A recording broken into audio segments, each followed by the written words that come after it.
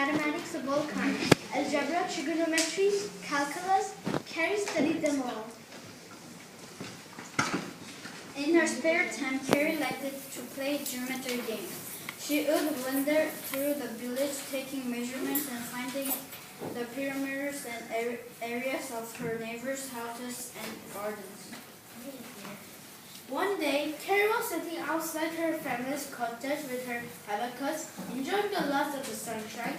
Her mother came to the door and called her inside for dinner. Carrie went inside and joined her parents at the rough table in their small, cramped cottage. Here's some nice potato stew, ready for us to eat. All right, Mother. What's wrong, darling? Don't you like potato stew? Of course, Mother. That would be nice to have something else once in a while. I know, dear.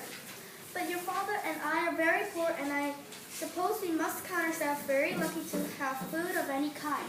It isn't the stew. Well, what's that? You look troubled. Oh, Father, you know how I long to stay at the Castle of Knowledge. The master of all knowledge, Ultimo, the math wizard, is the most respected genius of all the land. My good daughter, never in all my years could I collect enough money to pay for the studies at the Castle of Knowledge. I'm afraid that you must set that dream aside. Yes, Father, I know it is foolish, but I keep hoping that something will happen, something to make my dreams come true. Hold on to your hopes, dear. Who knows what might come to pass? Weeks passed, and one day while Carrie was hanging up the wash and estimating the number of square inches in each sheet and towel, her mother came running up the road from the village. She was waving a long printed scroll in her hand. Carrie, look, can you believe your eyes? Look! Calm down, Mother. Let me see.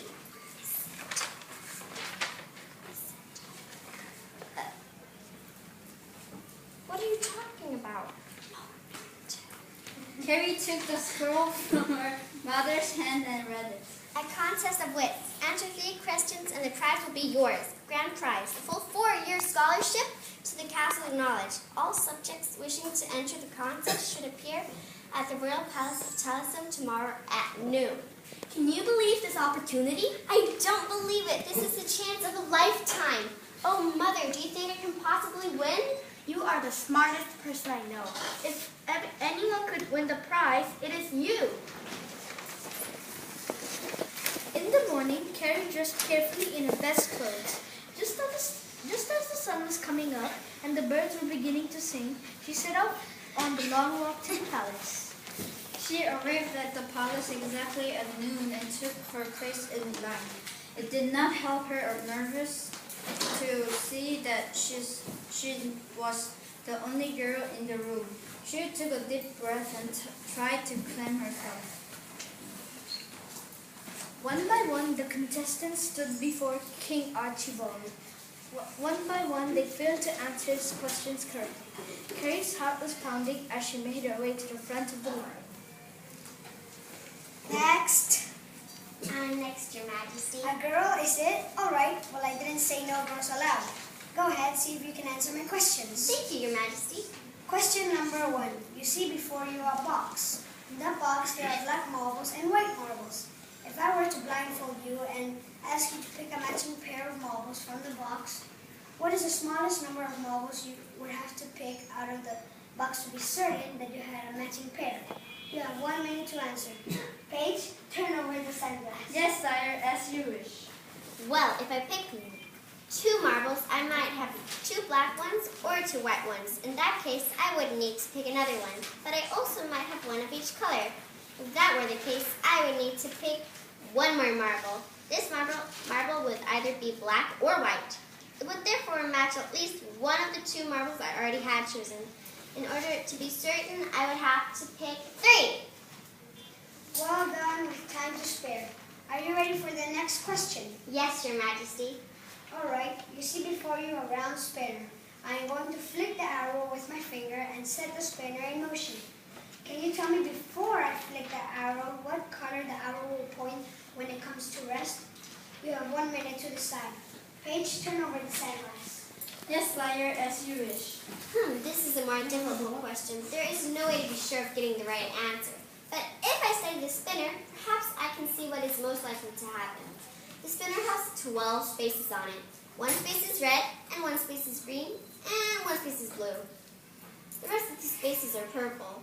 That means that the arrow is most likely to land on purple. That has to be my answer. Purple. It should be purple.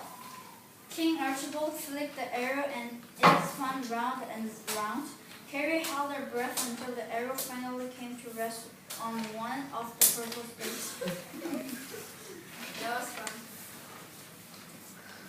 Well done indeed. You have only 1 more question to answer and the scholarship is yours. Very well, Your Majesty.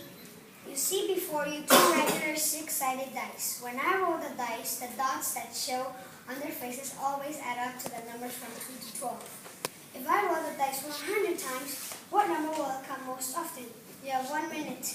Paige, turn over the sandglass. Yes, Sire, as you wish, but she will never get this one. Shh, I'm thinking. Another tricky question. Let me think. How many different ways are there to make each number? You can only get a 2 by rolling a 1 and a 1. How about a bigger number? You can get a 5 by rolling a 4 and a 1, or a 3 and a 2. You can get a 6 by rolling a 1 and 5, a 2 and a 4, or a 3 and 3. That's a lot of possibilities.